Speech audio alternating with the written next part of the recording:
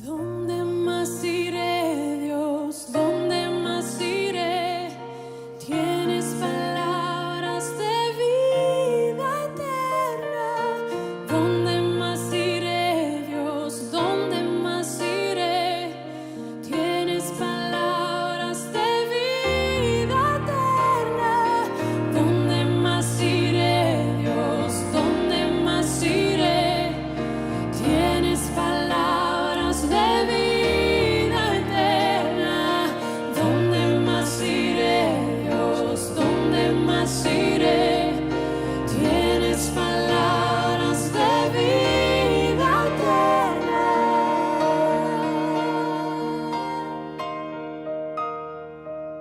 Señor, rápidamente, como antes de esto, yo quisiera contarles que, como bien dijo Sergio, estoy en Corrientes Capital. Para los que no saben dónde queda Corrientes, es bien al norte.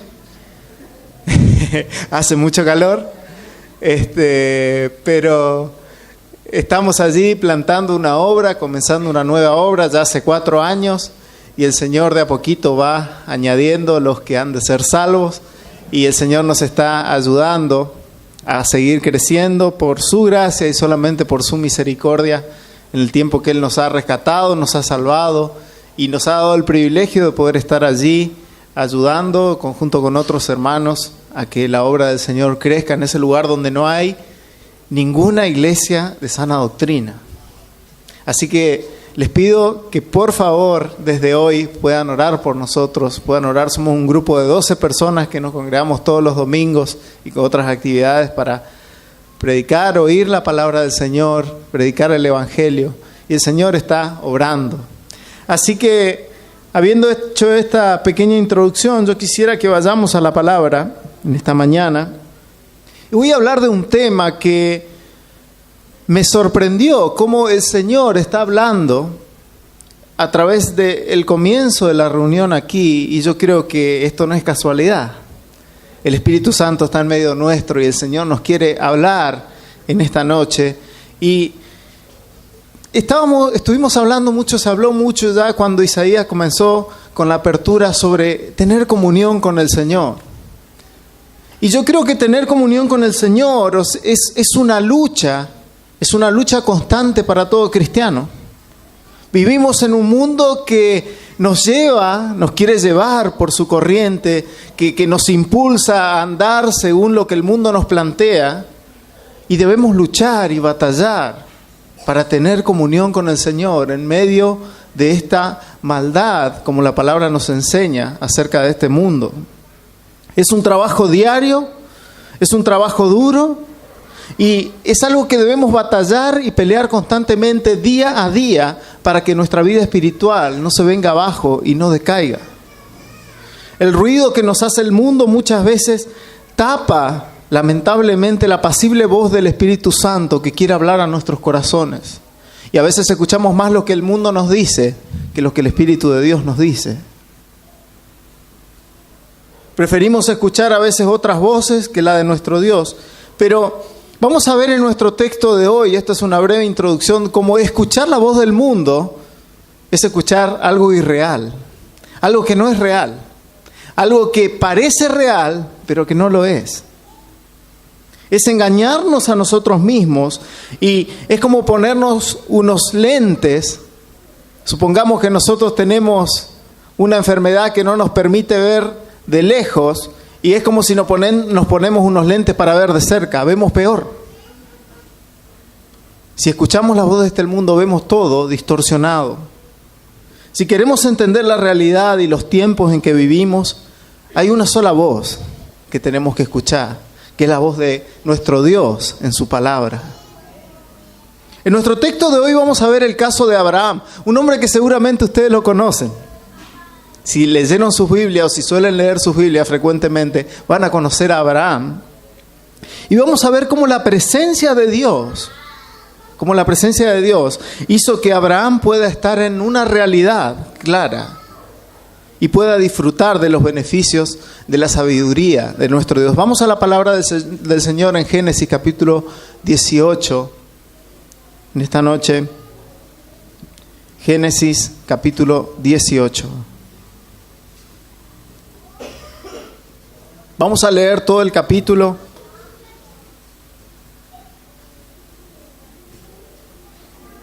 Y luego vamos a orar para que el Señor nos hable en esta noche. Dice la palabra del Señor: Después le apareció Jehová en el encinar de Mamre, estando él sentado a la puerta de su tienda en el calor del día, a Abraham. Y alzó sus ojos y miró, y he aquí 3 varones que estaban junto a él, y cuando los vio salió corriendo de la puerta de su tienda a recibirlos, y se postró en tierra. Y dijo: Señor, si ahora he hallado gracia en tus ojos, te ruego que no pases de tu siervo. Que se traiga ahora un poco de agua y lavad vuestros pies y recostaos debajo de un árbol, y traeré un bocado de pan y sustentad vuestro corazón, y después pasaréis, pues por eso habéis pasado cerca de vuestro siervo. Y ellos dijeron: haz así como has dicho. Entonces Abraham fue deprisa a la tienda de Sara y le dijo: toma pronto 3 medidas de flor de harina y amasa y haz panes cocidos debajo del rescoldo. Y corrió Abraham las vacas y tomó un becerro tierno y bueno y lo dio al criado, y éste se dio prisa a prepararlo. Tomó también mantequilla y leche y el becerro que había preparado y lo puso delante de ellos, y él se estuvo con ellos debajo del árbol y comieron. Y le dijeron: ¿dónde está Sara tu mujer? Y él respondió: aquí en la tienda. Entonces dijo: de cierto volveré a ti, y según el tiempo de la vida, he aquí que Sara tu mujer tendrá un hijo. Y Sara escuchaba a la puerta de la tienda que estaba detrás de él. Y Abraham y Sara eran viejos, de edad avanzada, y a Sara le había cesado ya la costumbre de las mujeres. Se rió pues Sara entre sí, diciendo: después que he envejecido, ¿tendré deleite siendo también mi señor ya viejo? Entonces Jehová dijo a Abraham: ¿por qué se ha reído Sara diciendo: ¿será cierto que he de dar a luz siendo ya vieja? ¿Hay para Dios alguna cosa difícil? Al tiempo señalado volveré a ti, y según el tiempo de la vida, Sara tendrá un hijo. Entonces Sara negó diciendo: no me reí, porque tuvo miedo. Y él le dijo: no es así, sino que te has reído. Y los varones se levantaron de allí y miraron hacia Sodoma, y Abraham iba con ellos acompañándolos. Y Jehová dijo: ¿encubriré yo a Abraham lo que voy a hacer, habiendo de ser Abraham una nación grande y fuerte, y habiendo de ser benditas en él todas las naciones de la tierra? Porque yo sé que mandará a sus hijos y a su casa después de sí, que guarden el camino de Jehová, haciendo justicia y juicio, para que haga venir Jehová sobre Abraham lo que ha hablado acerca de él. Entonces Jehová le dijo: por cuanto el clamor contra Sodoma y Gomorra se aumenta más y más, y el pecado de ellos se ha agravado en extremo, descenderé ahora y veré si han consumado su obra según el clamor que ha venido hasta mí, y si no, lo sabré. Y se apartaron de allí los varones y fueron hacia Sodoma, pero Abraham estaba aún delante de Jehová. Y se acercó a Abraham y dijo: ¿destruirás también al justo con el impío? Quizás haya 50 justos dentro de la ciudad. ¿Destruirás también y no perdonarás al lugar por amor a los 50 justos que estén dentro de él? Lejos de ti el hacer tal, que hagas morir al justo con el impío, y que sea el justo tratado como el impío, nunca tal hagas. ¿El juez de toda la tierra no ha de hacer lo que es justo? Entonces respondió Jehová: si hallar en Sodoma 50 justos dentro de la ciudad, perdonaré a todo este lugar por amor a ellos. Y Abraham replicó y dijo: he aquí ahora que he comenzado a hablar a mi Señor, aunque soy polvo y ceniza. Quizá faltarán de 50 justos 5. ¿Destruirá por aquellos 5 toda la ciudad? Y dijo: no la destruiré si hallare allí 45. Y volvió a hablarle y dijo: quizás se hallaran allí 40. Y respondió: no lo haré por amor a los 40. Y dijo: no se enoje ahora mi Señor si hablare, quizás se hallaran allí 30. Y respondió: no lo haré si hallare allí 30. Y dijo: he aquí que he emprendido el hablar a mi Señor, quizás se hallarán allí 20. No la destruiré, respondió, por amor a los 20. Y volvió a decir: no se enoje ahora mi Señor, si hablare solamente una vez, quizás se hallarán allí 10. No la destruiré, respondió, por amor a los 10. Y Jehová se fue luego que acabó de hablar a Abraham, y Abraham volvió a su lugar. Hasta aquí la palabra del Señor. Y para ver un poquito el contexto, porque nosotros estamos estudiando Génesis en la congregación, estamos predicando acerca de Génesis y ya venimos desde el capítulo 1, así que tenemos bastante contextualizado todo. Pero yo quisiera contarles que desde el capítulo 12 del libro de Génesis, el relato bíblico se centra en la vida de este hombre que se llama Abraham. Partiendo desde su llamado desde Ur de los Caldeos hasta ver el perfeccionamiento a través del trato de Dios que tiene con él, el perfeccionamiento de su fe. Abraham es conocido como el padre de la fe, ¿sí? Pero su fe no fue una fe como Dios manda desde el principio. Dios trató muchísimo con él hasta perfeccionar su fe. Y eso lo vemos desde el capítulo 12 en adelante. Vemos cómo Dios trata con su vida. Abraham, como les decía, es conocido como el padre de la fe. Pero cuando el Señor salva a Abraham, en el relato bíblico se ven importantes cambios en su vida. Si vamos leyendo desde el capítulo 12 en adelante, 13, 14, vamos viendo cómo Abraham va progresando, ¿sí?, en su fe. Y va cayendo también. Se equivoca, comete errores, el Señor lo restaura, sigue. Pero el Señor trata con la vida de Abraham de manera muy fuerte. Y Abraham tenía un problema, tenía un gran problema, que tenía una esposa estéril.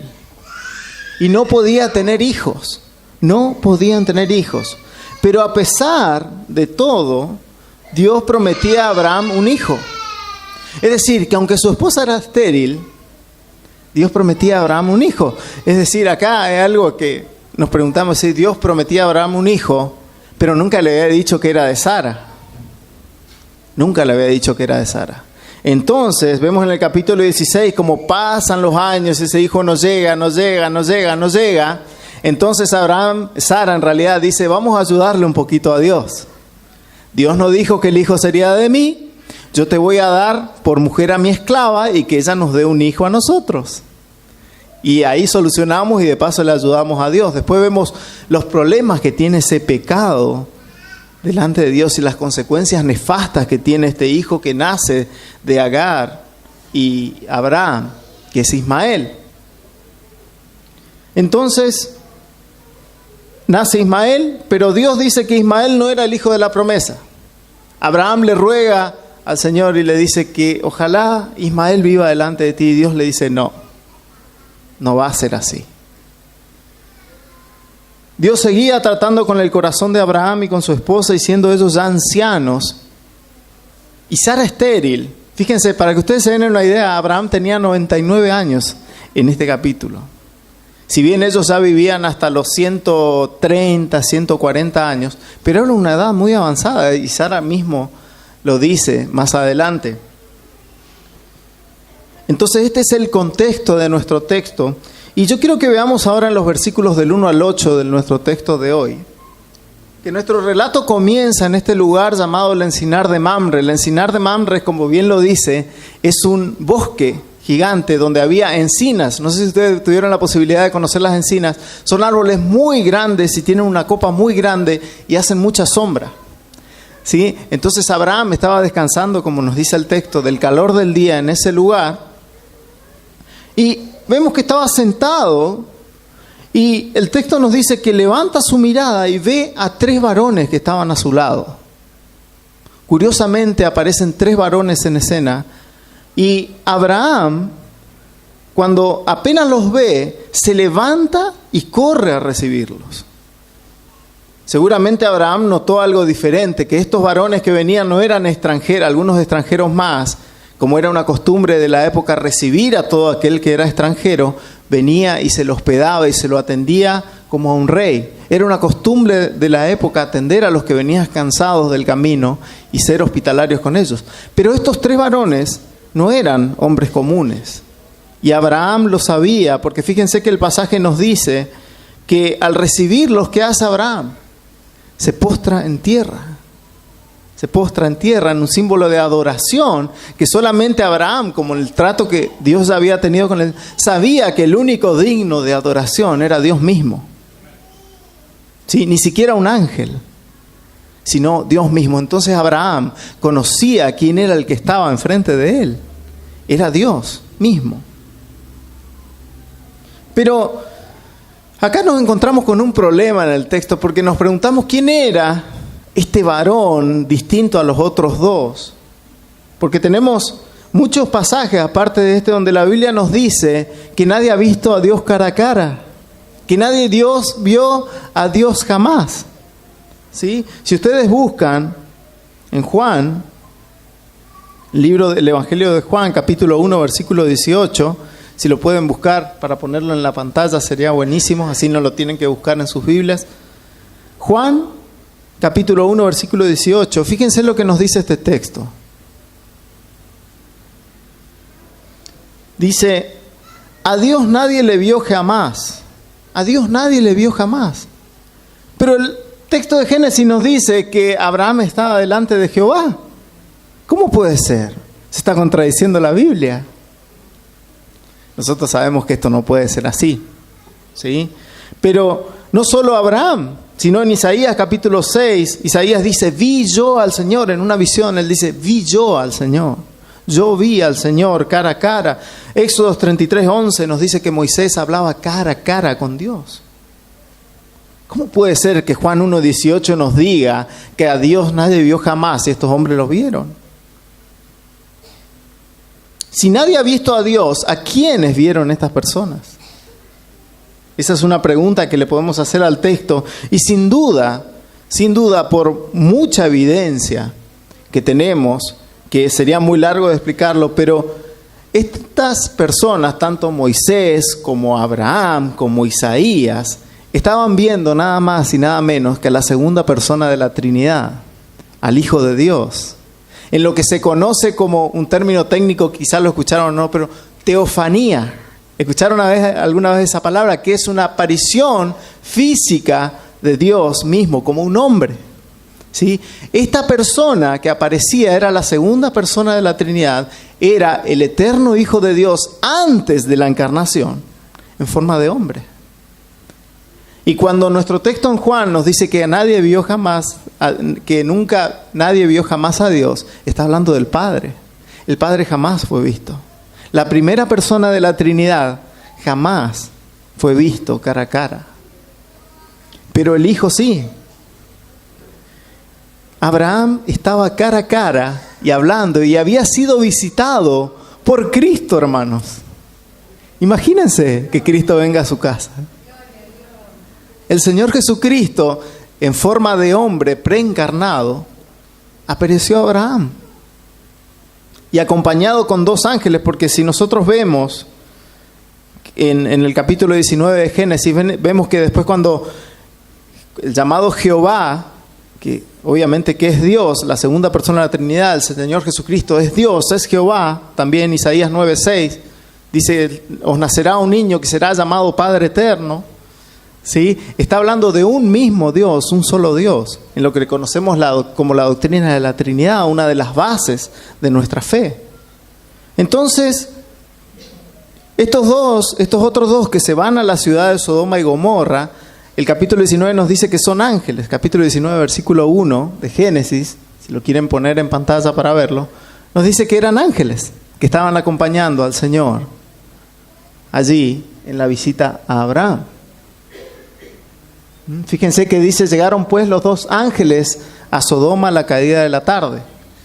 Es decir, que el Señor se queda con Abraham y estos dos ángeles se van a Sodoma. Si ustedes recuerdan el relato del capítulo 19, estos dos ángeles iban a rescatar a Lot. ¿Sí? Pero ya vamos a ver cómo este texto se relaciona claramente con el capítulo 19 y nos deja enseñanzas tan preciosas, hermanos, que a mí me ha impactado.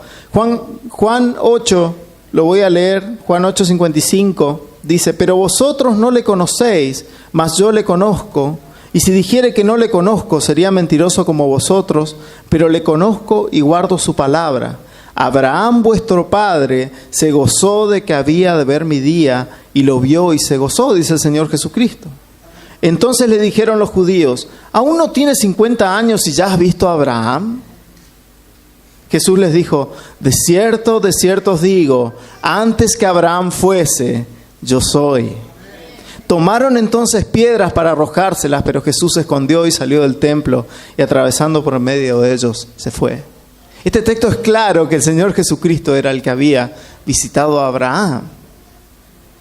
Entonces todas estas personas que estaban allí, tanto Moisés como Abraham, como Isaías, cuando nosotros encontramos que personas ven cara a cara a Dios, ven al Hijo mayormente, ven al Hijo. Vieron al Hijo de Dios, a quien luego se hizo hombre y vino a morir por nosotros en la cruz del Calvario.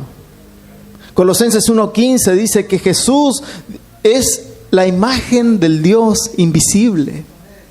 Él es la imagen del Dios invisible. A Dios nadie vio jamás, pero el Hijo lo ha dado a conocer.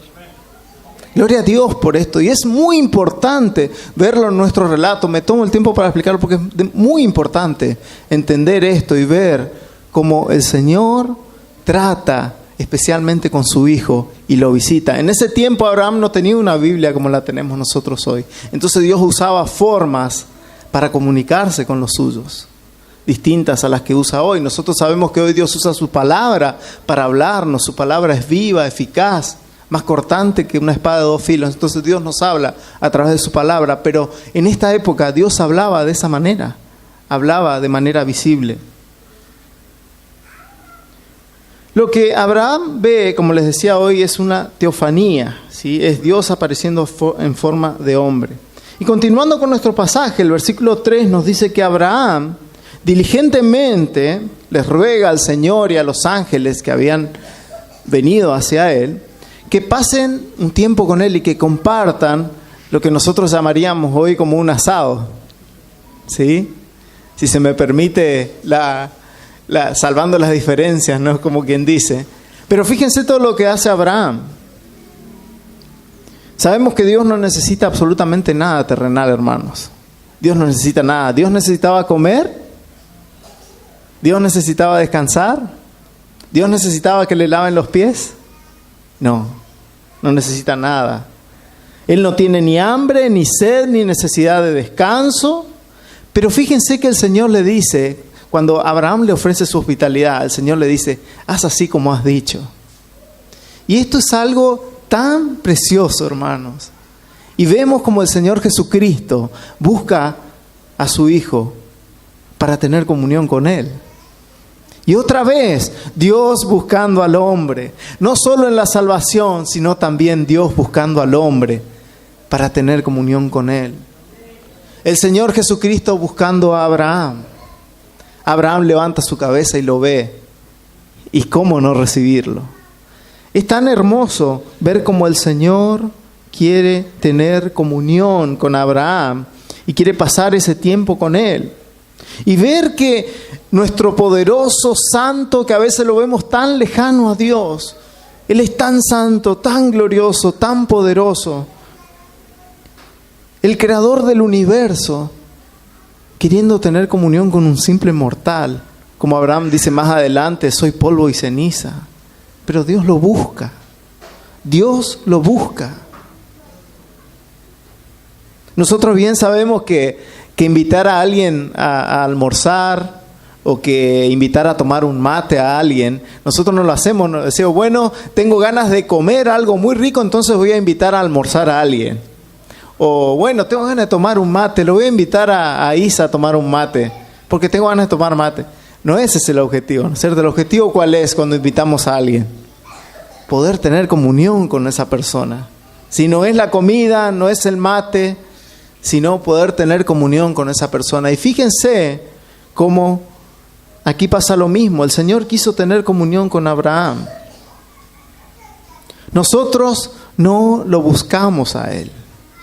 Nosotros no lo buscamos a Él, sino que Él, por gracia, nos busca a nosotros y quiere tener comunión con nosotros. Quiere pasar tiempo con nosotros. Abraham corre a Él. ¿Pero por qué Abraham corre a recibirlo y a atenderlo al Señor? Porque su corazón ya había sido cambiado. Si nosotros miramos versículos atrás, vemos como el Señor salva a Abraham en el capítulo 12. Abraham era una persona regenerada. Abraham ya había nacido de nuevo. Y el Señor lo busca para tener comunión. Y fíjense fíjense que en los versículos siguientes vemos como Abraham ofrece la hospitalidad característica de esa cultura. En esa época era, como les decía hoy, era una muy buena costumbre ofrecer esa hospitalidad así tan fuerte a los invitados y a los extranjeros que andaban caminando, porque en esa época no había autos, no había caballos. La gente cuando recorría grandes distancias lo hacía a pie y llegaba destruida, muy cansada quizá a las casas y a los lugares que había los distintos asentamientos. Entonces los extranjeros eran recibidos y atendidos con una hospitalidad muy fuerte. Fíjense cómo el Señor recibe al Señor Jesucristo y a los ángeles con esta hospitalidad característica. Fíjense que les insiste en lavar sus pies, en darles de comer y beber, en proporcionarles un lugar de reposo.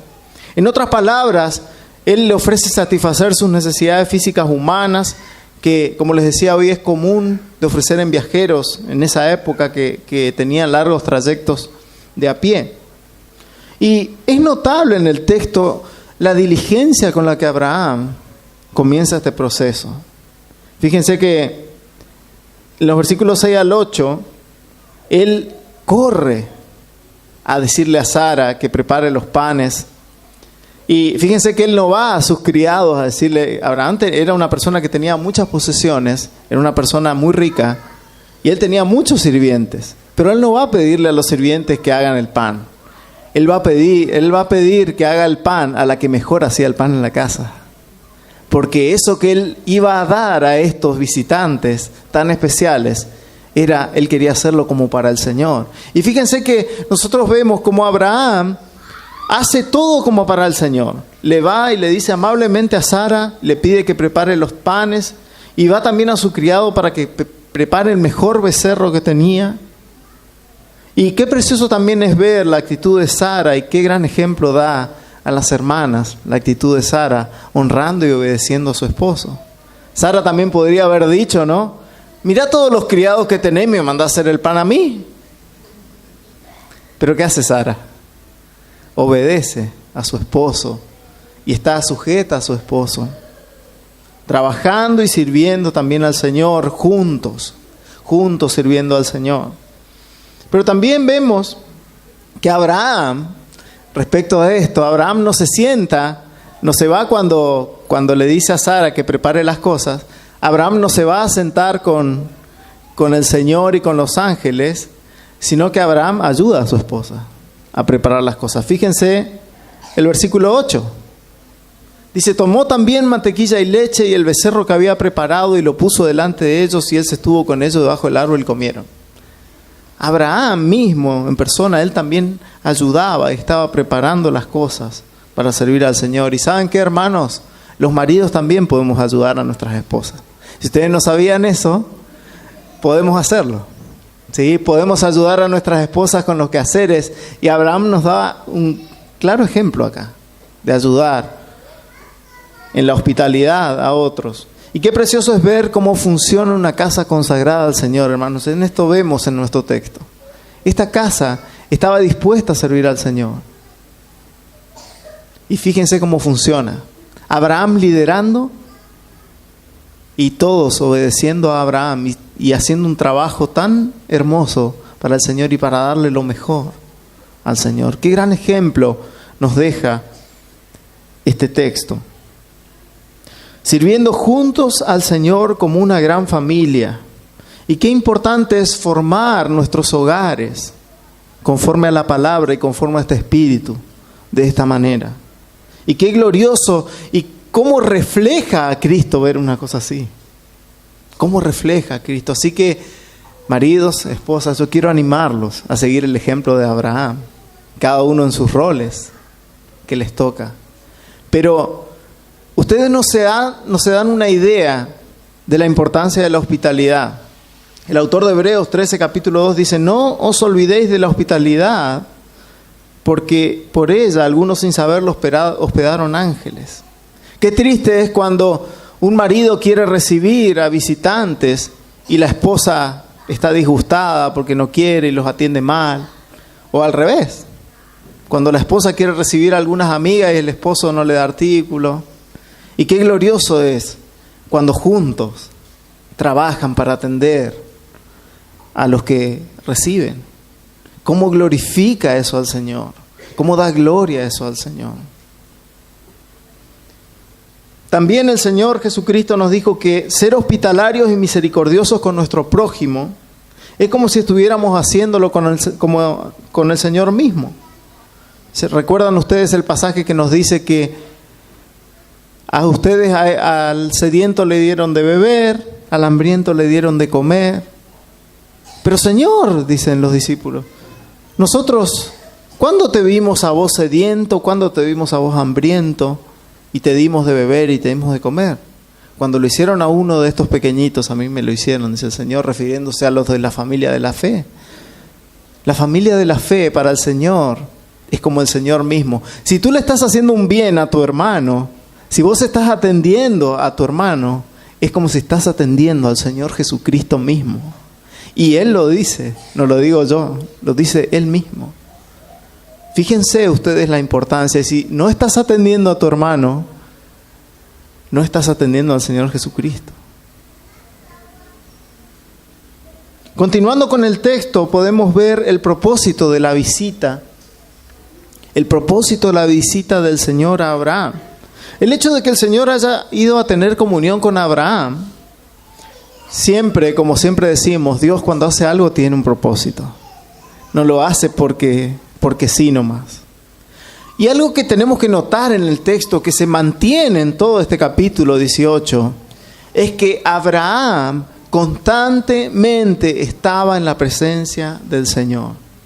Ténganlo en mente eso, porque esto es importante, es como la línea melódica del texto. Abraham en la presencia del Señor. Abraham en comunión permanente con el Señor. En el versículo 9 y 10 vemos este propósito. Luego de que ellos comen, el Señor pregunta por Sara. Y por una cuestión cultural en esa época, las mujeres no se sentaban a comer con los hombres en la mesa. Hoy quizás digan algunos, pero qué machista esto. Pero hermanos, hermanas, no era algo machista, era algo cultural. ¿Sí? Sabemos diferenciar cuando es algo cultural y es algo machista. Esto era algo que pertenecía a la cultura de la época y se acostumbraba eso de esa manera. No tenía que ver con machismo ni nada de eso. Las mujeres no se sentaban a comer con los hombres, sobre todo cuando había visitantes. Entonces en el versículo 10 vemos lo que el Señor tenía que decirle a Abraham. Había algo que el Señor quería decirle puntualmente a Abraham. Todo estaba tan lindo.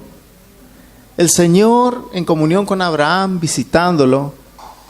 Pero ¿y el hijo que me prometiste? Habrá pensado Abraham. Versículo 10. Entonces dijo: de cierto volveré a ti, y según el tiempo de la vida, he aquí que Sara, tu mujer, tendrá un hijo. Abraham seguía esperando el cumplimiento de la promesa. Ya era anciano, ya era viejito, Sara también, pero Abraham esperaba. Y el Señor es la primera vez que le dice que ese hijo iba a ser de Sara. Es la primera vez, confirmando aún más la promesa. Ese hijo que vas a tener, que yo ya te había dicho antes reiteradas veces, va a ser de tu esposa Sara. Pero ¿qué pasa con Sara? Estaba ahí atrás escuchando, como nos dice el texto, y esto causa en ella una reacción que no nos sorprende. La verdad que no nos sorprende la reacción que tiene Sara. Sara reacciona a la promesa con una risa de incredulidad. Es como si Sara hubiera dicho... está tomando el pelo. Una cosa así. Esta es la reacción de Sara. En el capítulo anterior, cuando el Señor le promete eso a Abraham, Abraham reacciona con una risa. Pero no es la misma risa que la que tiene Sara aquí. La risa del capítulo anterior es una risa de gozo. Porque creía en que el Señor le iba a dar un hijo. Pero Sara reacciona con otro tipo de risa. Una risa de incredulidad a la promesa del Señor mismo. Y mis hermanos, por eso yo les decía recién que la risa de Sara parece ser justificada. Ambos eran ya viejos. Para colmo, Sara era estéril. Y para colmo de ser estéril, ya le había terminado la costumbre de las mujeres. Sara ya estaba en la edad de la menopausia. Fíjense, todas estas cosas. ¿Cómo va a tener un hijo siendo vieja, estéril, y encima estaba en la edad de la menopausia? Ya había terminado la costumbre de las mujeres para ella. Pero hermanos, nada, absolutamente nada justifica el pecado de la incredulidad a las promesas de Dios. Nada. La incredulidad es pecado, y en este sentido, la risa de Sara, como les decía hoy, fue muy distinta a la de Abraham en el capítulo anterior. Y el Señor se da claramente cuenta de que la risa de Sara había sido una risa de incredulidad. ¿Y qué hace el Señor? La reprende. El Señor la reprende. La reprende dirigiéndose a la cabeza de la familia, que es Abraham, como vemos allí en los versículos siguientes. Sara, por temor, ¿qué hace? Niega que se haya reído. Sara dice: no me reí, porque tuvo miedo, dice el texto. No me reí. Pero el Señor le dice y la reprende nuevamente con una pregunta que es clave también en el texto. ¿Hay para Dios alguna cosa difícil? ¿Hay para Dios alguna cosa difícil? Es una pregunta que resuena en nuestras cabezas a veces, ¿no? ¿Hay para Dios alguna cosa difícil? Y luego le reitera la promesa otra vez. De cierto que vas a concebir un hijo. En el tiempo que sea, vas a concebir un hijo. Ya dirigiéndose directamente a ella, por si faltaba algo. Pero mis hermanos, un pecado suele llevar a otro. Y fíjense lo que hace Sara. Se ríe de forma incrédula y después niega que se haya reído. Un pecado lleva a otro pecado. Y sabemos que no estamos en la verdad cuando estamos pecando. ¿Sí? Eso es algo que todos los creyentes sabemos. No podemos estar en la verdad y no podemos tener razón cuando estamos pecando. Sin embargo, ¿qué hace el Señor? En su amor, en su paciencia, como a una hija, la reprende, la acusa, la calla y lleva a Sara al arrepentimiento. Fíjense que la reprensión del Señor es dura, pero no es una condenación, es una reprensión. Es una disciplina para Sara por su incredulidad. Porque el Señor así se maneja con los que Él ama. El autor de Hebreos nos dice que el Señor a quien ama, ¿qué dice? A quien ama castiga, a quien ama reprende. Entonces si vos, mi hermano, sos reprendido por el Señor, es porque Él te ama. Si no sos reprendido por el Señor, probablemente no seas creyente. Es imposible que un creyente no sea reprendido y exhortado por la palabra del Señor constantemente y sea llevado al arrepentimiento. Si vos estás leyendo la Biblia y te encontrás con tu pecado y no encontrás reprensión a tu pecado, probablemente necesites ir a Cristo. Ir a Cristo. Y para nosotros los creyentes es un gran consuelo el ver cómo el Señor se maneja con Sara. Muchas veces nosotros dudamos de las promesas de Dios. Mis hermanos, no era Sara la única que duda de las promesas de Dios. Nosotros constantemente dudamos de las promesas de Dios. Es más, ¿por qué necesitamos leer la Biblia? ¿Qué contiene aparte de la sana doctrina la palabra de Dios? Contiene promesas. Promesas que necesitamos escuchar y escuchar y escuchar y escuchar y escuchar y leer y escuchar. Y cantar y predicar. Necesitamos constantemente refrescar nuestros oídos con las promesas de Dios, porque nos olvidamos tan fácil de sus promesas y somos tan incrédulos a veces a sus promesas, así como lo fue Sara. Nosotros también nos reímos por incredulidad, así como Sara lo hizo. Y a veces, mis hermanos, es curioso porque las promesas de Dios parecen ser tan gloriosas que no entran en nuestros pequeños corazones. Parecen que las promesas de Dios son tan grandes y tan gloriosas que no las podemos retener. No, esto no puede ser para mí. Pero el Señor nos reprende y nos dice: ¿hay algo imposible para Dios? No quiero meterme en contarles todas las promesas que Dios tiene para sus hijos, pero simplemente quiero decirles que si el Señor promete, Él cumplirá. Si el Señor promete, Él cumplirá. Él es el Dios que todo lo puede, el Dios para el que no hay imposibles. Él es el Dios que no tiene límites.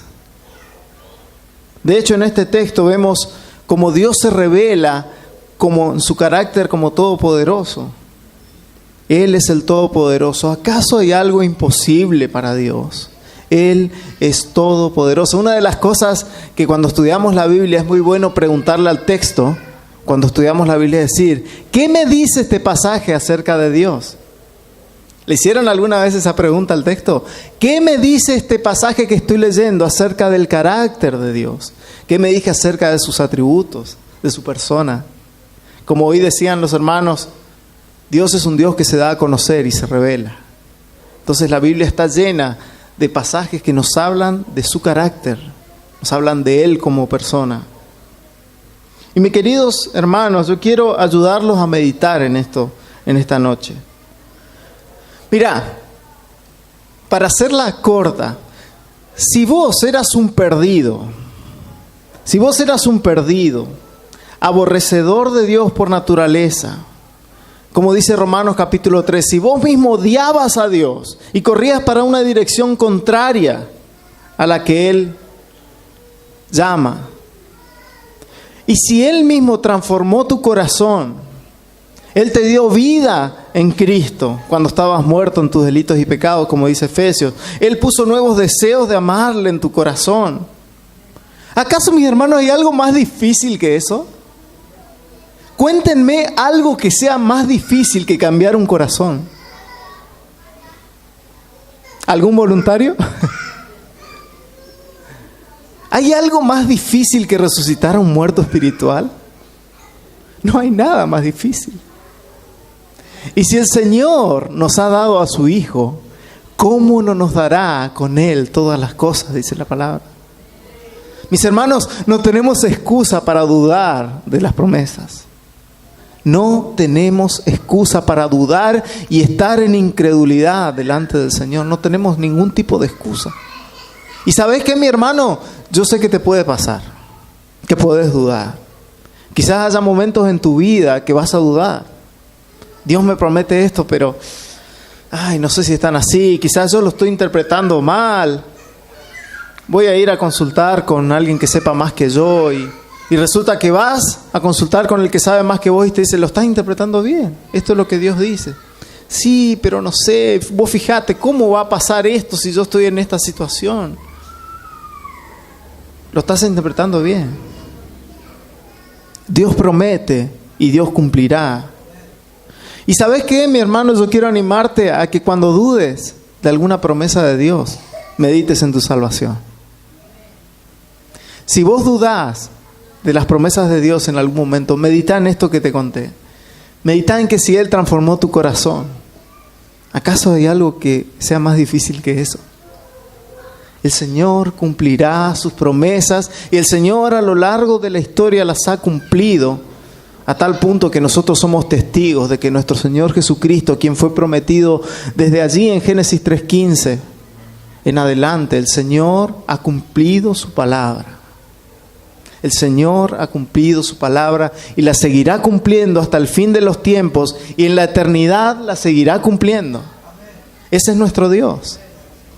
Y si vemos y si revisamos el pacto que Dios hace con Abraham, que es un pacto unilateral en que Dios le dice, yo haré de ti una nación grande y tú serás una multitud y tú tendrás un hijo. Y el pacto que Dios hace con Abraham es estrictamente unilateral. No tiene ningún tipo de intervención con Abraham. Abraham no hace absolutamente nada más que creer. Y aunque Abraham, después vemos que más adelante él tropieza, cae en incredulidad también, el Señor sigue siendo fiel a su promesa. Y aún por la incredulidad de Abraham, el Señor no cancela su promesa. Y qué precioso es esto, hermanos, para nosotros hoy. Que el Señor, a pesar de que nosotros seamos incrédulos, la promesa de Dios no se cancela. ¿Saben qué, mis hermanos? A veces vemos en la iglesia un movimiento que dice, vos tenés que creerle a Dios. Si vos no le crees a Dios, las cosas no se van a cumplir. Eso es una mentira. Eso es una mentira. Porque lo que Dios prometió, para sus hijos. El Señor lo va a cumplir. Hagas lo que hagas. Porque el pacto de Dios con nosotros en Cristo es un pacto que Él hizo en Cristo con nosotros y nosotros no hicimos absolutamente nada. Más que pecar, como dice un amigo. No hicimos nada. Y el Señor cumplirá su promesa. Y si tú eres incrédulo a veces, vuélvete al Señor en arrepentimiento y dile: Señor, perdón por dudar de ti. Tú me has salvado, me has rescatado. ¿Cómo podría dudar? Y regocijate en Cristo. Y mirá la Biblia a lo largo de todas sus páginas y ve cómo Dios cumple su promesa. Qué gran ánimo es para nosotros ver cómo Dios cumple. El Señor nos ayuda, hermanos, a creer en sus promesas que tenemos escritas en su palabra. Y por último, el último punto que quiero que veamos es cómo la presencia de Dios, estando con Abraham, es decir, el Señor Jesucristo, estando con Abraham, Abraham estando en constante comunión con el Señor, vemos cómo Abraham tiene un corazón intercesor para con Sodoma y con Gomorra, es decir, mejor dicho, para con los justos que pueda haber allí. Si continuamos con el texto, no podemos olvidar que Abraham seguía en la presencia del Señor, como yo les decía. Esto es algo que se mantiene en todo el capítulo. Abraham siempre en comunión con el Señor. En los versículos 17 al 19, vemos como el Señor decide revelar a Abraham lo que Él mismo haría en la ciudad de Sodoma. Pero ¿qué motiva al Señor a revelarle estas cosas a Abraham? Y estos versículos del 17 al 19 nos dan la respuesta. Primero vemos que el Señor sabía lo que sería Abraham. El Señor sabía lo que sería Abraham más adelante. Y el Señor sabía lo que haría Abraham más adelante. Lo que motiva a revelarle lo que el Señor iba a hacer con Sodoma y con Gomorra era que el Señor sabía lo que Abraham era y el Señor sabía lo que Abraham iba a hacer. Y acá Dios se revela como el Dios omnisciente, el Dios que todo lo ve, que conoce el futuro perfectamente. Cuando hablamos de omnisciencia, que es una palabra difícil de pronunciar y un poco técnica también, simplemente hablamos del conocimiento de todo lo que sucede en el futuro. Eso es omnisciencia. Es el conocimiento de Dios de todo lo que sucede en el futuro. Es otra característica, es otro de los atributos de Dios.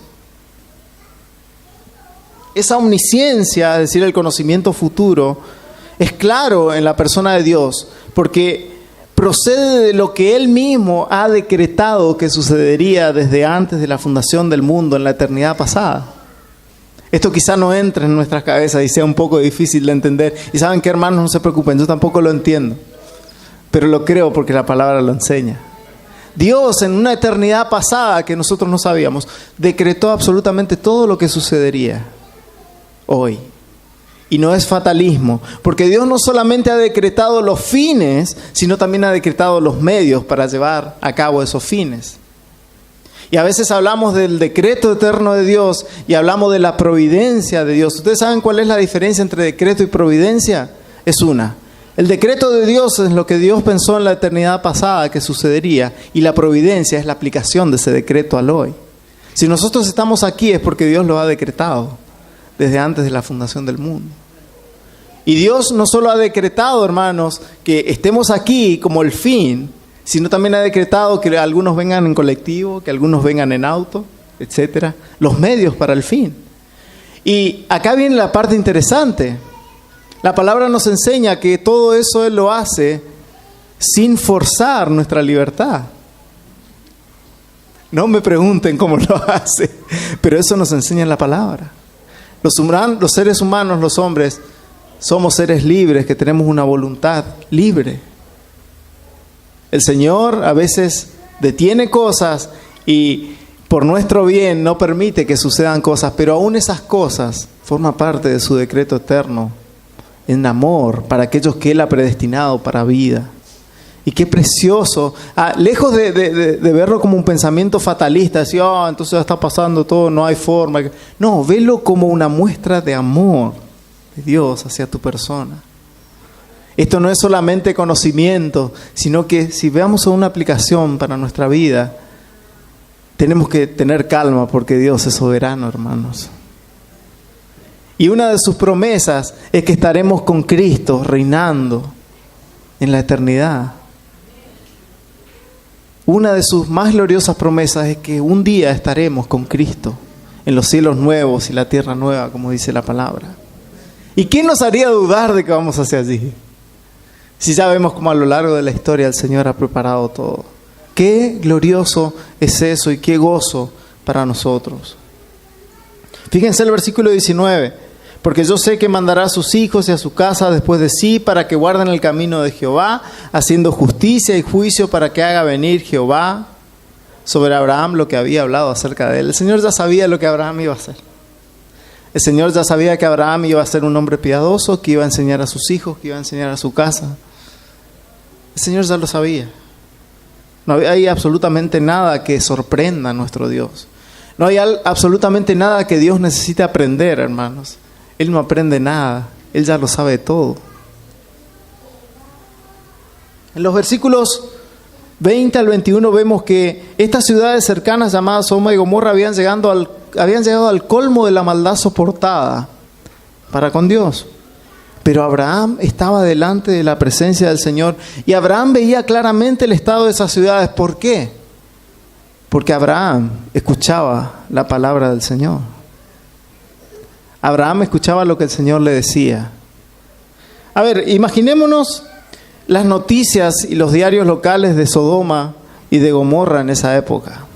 Ciudades que si nosotros vemos en el capítulo 13, cuando Abraham y Lot se separan, vemos que Lot cuando ve a la ciudad de Sodoma y Gomorra dice, ¡wow! Esas ciudades. Mirá la riqueza que hay ahí. Mirá lo que son, el crecimiento económico, hasta tal punto que Lot compara a esas ciudades con el mismo Edén. Eran ciudades muy ricas, donde tenían una economía muy estable, muy fuerte, donde había una muy buena tierra. Era ideal para irse a vivir y producir. Pero Abraham, cuando se separa de Lot, decide quedarse donde el Señor le había llamado que se quede. Y Lot se va para allá. Entonces, el Señor revela a Abraham y le dice lo que va a hacer con estas ciudades. El colmo de la maldad de estas ciudades ya está llegando a su límite. Las voy a destruir. Tengo que enviar el juicio sobre eso. Ya han llegado a un punto que no los puedo soportar. Dios tiene límites, hermano. Su paciencia tiene límites. Él es tan grande en misericordia, pero hay un límite. Y lo vemos aquí en el juicio que el Señor envía en el capítulo siguiente contra Sodoma y contra Gomorra. Pero Abraham ve claramente que Sodoma y Gomorra no eran lo que parecía y lo que decían los diarios de Sodoma y Gomorra. Quizás los diarios serían Sodoma a pleno. Estamos en el mejor crecimiento económico de nuestra historia. Nada puede salir mal. Estamos en el mejor avance. Vamos para adelante. Eso era lo que decían seguramente la gente en Sodoma y Gomorra y no se esperaban lo que iba a pasar allí.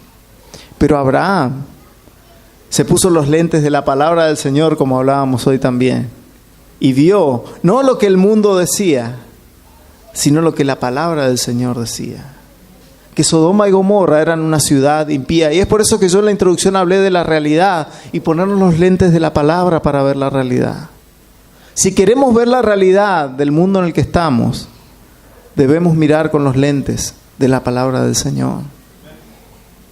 Y para esto necesitamos estar en la presencia del Señor. Y para esto necesitamos estar en comunión con el Señor. Fíjense el caso de Lot. ¿Qué pasó con Lot? Todo lo contrario. ¿Lot era creyente? Sí, era creyente. Yo creo que era creyente Lot, porque el Señor lo salva. Pero Lot era un creyente que tenía su mirada en el mundo. Lot era un creyente que miró más las cosas del mundo. Y fíjense, si leen el capítulo siguiente, Génesis 19, van a ver que fue salvado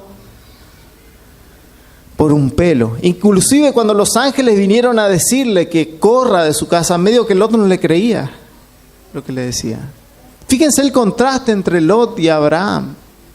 Un hombre que estaba en comunión con su Señor, un creyente que está en comunión con su Señor, y un creyente que no lo está. Perdido en una ciudad en la cual se desataría un gran juicio.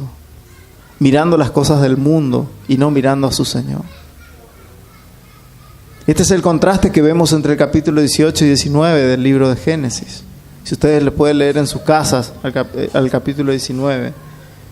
Pero como les decía hoy, Abraham tenía la visión del que todo lo ve. Y esto tiene una gran enseñanza para nosotros, porque quizá pensamos que ver la realidad tiene que ver con estar al tanto de todo lo que sucede en el mundo. Y acaso no estoy diciendo que es malo mantenerse informado, no me malentiendan. Hay que mantenerse informado, yo me mantengo informado de las cosas que suceden. Pero muchas veces las noticias de este mundo, los diarios de este mundo, lo que este mundo piensa y lo que dice, no es la realidad. No es la realidad. Lo único que tiene la realidad es la palabra del Señor. Si queremos ver la realidad de las situaciones que vivimos en este mundo como creyentes, debemos recurrir a nuestro Dios y debemos estar en comunión con Él y buscar la verdad en su palabra. Si queremos saber qué hacer, qué debe hacer la iglesia, qué debo hacer como cristiano ante esta situación, no debo pensar como el mundo, sino que debo ir a la palabra y ver qué Dios me dice que debo hacer en esta situación. La verdadera radiografía de las cosas y de las situaciones de este mundo se sacan con los ojos de la fe. Y cuando hablo de los ojos de la fe, hablo de los ojos puestos en la palabra. El Señor tiene la verdad y no este mundo. Y nosotros, hermanos, debemos, como dice Romanos 12, capítulo 2, dice: no os conforméis a este siglo, sino transformaos por medio de la renovación de vuestro entendimiento, para que comprobéis cuál sea la buena voluntad de Dios, agradable y perfecta. Ese es el trabajo que tenemos que hacer como creyentes. Debemos constantemente renovar nuestro entendimiento con la palabra. Nosotros trabajamos en el mundo, vivimos en el mundo, estamos en el mundo y somos bombardeados por cosas del mundo. Entonces el apóstol Pablo, inspirado por el Espíritu Santo, nos manda a renovar nuestro entendimiento con la realidad, que es la palabra. La palabra es la única que nos hará ver la realidad, aunque este mundo diga una cosa totalmente distinta, hermanos. Totalmente distinta. Y para oírla claramente, no es suficiente con leerla como lees cualquier libro. Para oír claramente la palabra del Señor, debemos buscar al Señor. Y así como Abraham estuvo en la presencia del Señor constantemente, nosotros también debemos estarlo. Es un trabajo duro, es un trabajo difícil.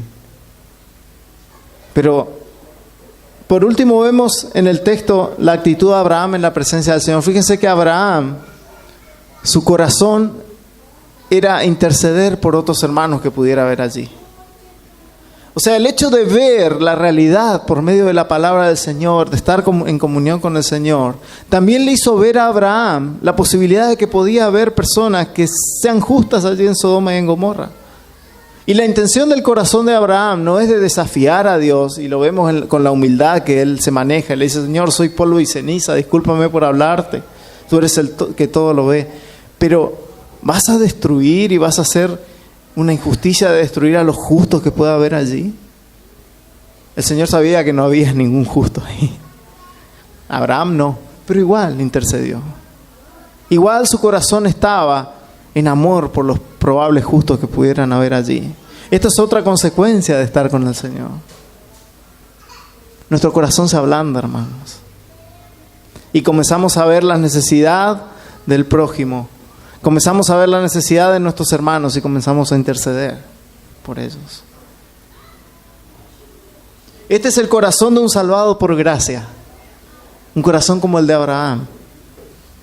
Anhela misericordia para otros, intercede incansablemente por otros, y aún sabiendo que la justicia de Dios es perfecta, si Dios hace contrario a lo que nosotros le pedimos, y que si Dios decide enviar juicio, Dios lo hace justamente, aún sabiendo eso, intercede, ora. ¿Cómo está tu vida en esto, mis hermanos? Yo quiero preguntarles en esta noche, ¿estás orando por tus hermanos? ¿Estás intercediendo por tus hermanos, por otros? ¿Intercedes delante del Señor por otras personas que no son salvas? ¿Que están yendo al juicio al que iban Sodoma y Gomorra? ¿Intercedes por ellos? ¿Por tus familiares a quienes amás? intercedés. Yo cuando leía esta porción del texto, me pegaba tan fuerte. Digo, Señor, ¿cuánto más debo orar por mi familia? Mis padres no son creyentes y les he predicado el Evangelio infinidad de veces y no se convierten. Y debo confesar, y con mucha tristeza digo, Señor, he dejado de orar por ellos, como que ya dije, ya está. Pero cuando leo este texto digo, Señor, ¿quién soy yo para eso? ¿Acaso, Señor, tú no puedes tener misericordia de ellos? ¿No lo puedes salvar? ¿Hay acaso algo imposible para Dios? Y me desafió a orar por ellos y a orar por otras personas que quizá no me imaginaba que iba a orar. Pero Abraham no era más que un hombre, y con esto voy terminando, intercediendo por otros hombres. Abraham era un hombre intercediendo por otros hombres.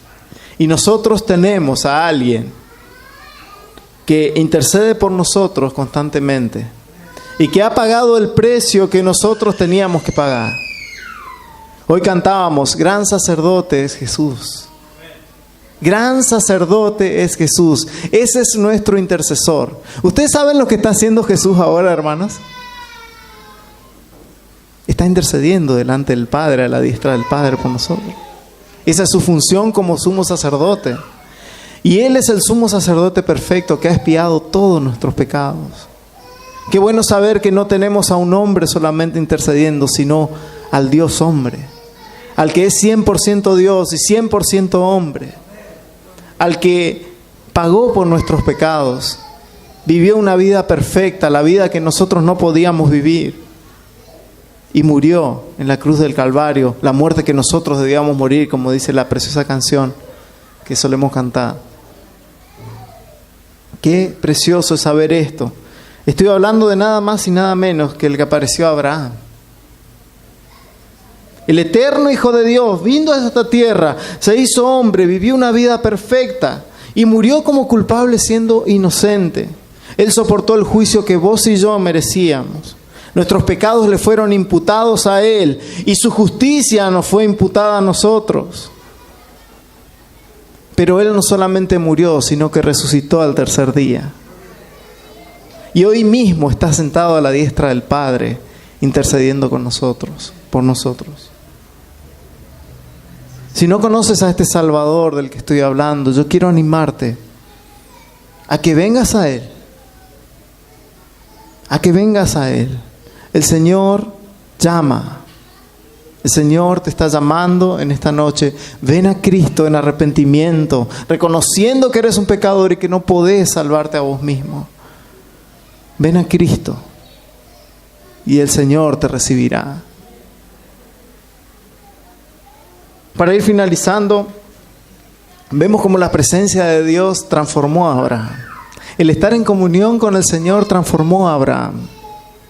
Él no fue la misma persona cuando estaba en la presencia del Señor.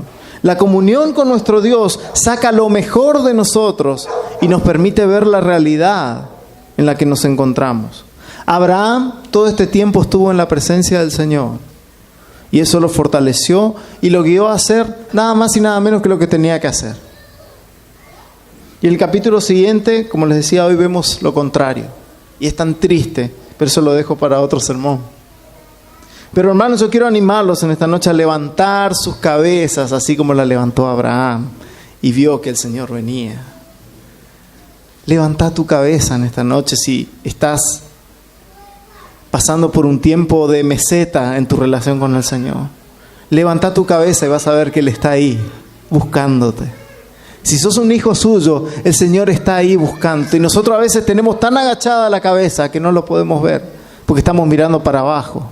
Abraham levantó su cabeza y vio que el Señor estaba allí y lo recibió.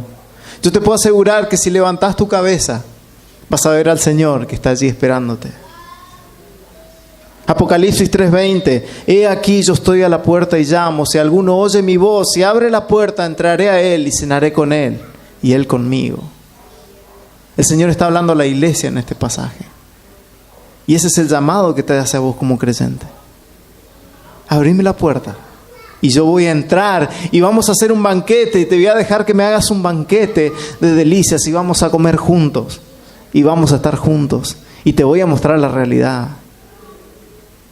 Te voy a mostrar la realidad. El Señor quiere tener comunión con sus hijos y constantemente nos está buscando. El Señor te está buscando. El Señor te está buscando. Y los beneficios están a la vista. Una vida de servicio diligente al Señor, como Abraham sirvió al Señor con todo su corazón, con gozo. Ánimo constante al recordar las promesas por medio de su palabra. Tener sabiduría y ver la realidad de este mundo conforme a su palabra. Y poder acercarnos ante el trono con total libertad para interceder por otros. Eso es lo que vemos en este texto. Pero antes de terminar, yo quiero dejarte un pensamiento. Que nunca te olvides. Levanta tu cabeza y vas a ver al Señor. Pero nunca te olvides que vos no lo buscaste a Él. Que Él te buscó a vos. Y Él te sigue buscando. Vamos a orar.